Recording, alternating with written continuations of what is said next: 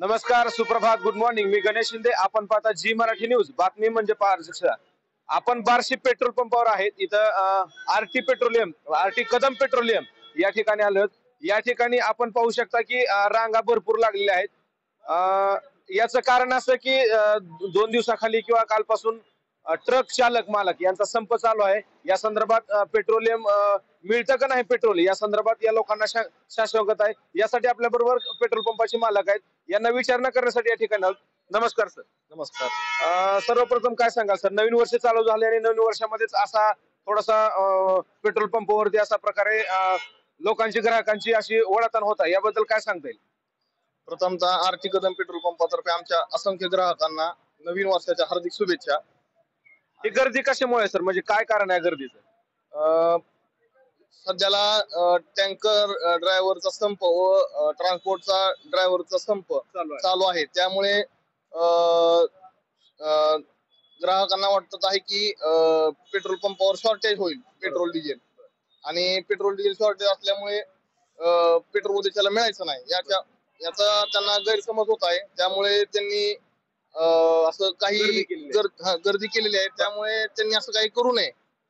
आपल्याला central गव्हर्नमेंटचा pump असल्यामुळे त्यामुळे आपल्याला कंपनीनं आपल्याला शाश्वती दिलेली आहे की तुम्हाला पेट्रोल डिझेलचा तुटवडा आम्ही पडू देणार नाही.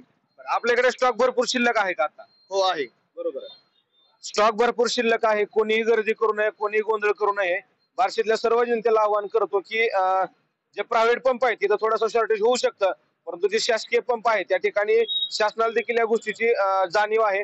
त्या संदर्भात यांच्याकडे भरपूर स्टॉक आहे आणि जर यांच्याकडे स्टॉक संपला तर पुढे देखील स्टॉक त्यांनी मागवणार आहेत. आणि शाश्वती यांची आशा आहे की जेवढं जास्तीत जास्त त्यांना पेट्रोल प्रोव्हाइड करता येईल तेवढं बार्शीच्या ग्राहकांना पेट्रोल पंपावरती पेट्रोल मिळणार आहे आणि स्टॉक पण येणार आहे असं यांचं म्हणणं आहे. स्टॉक पण येणार आहे आणि त्यांच्याकडे आता देखील भरपूर स्टॉक आहे, परंतु ग्राहकाची गर्दी विनाकारण वाढत आहे. तर बार्शीतल्या जनतेला असं आवाहन करतो की कोणत्याही प्रकारची जनतेने गर्दी न करता जेवढं तुम्हाला लागेल तेवढं पेट्रोल टाका.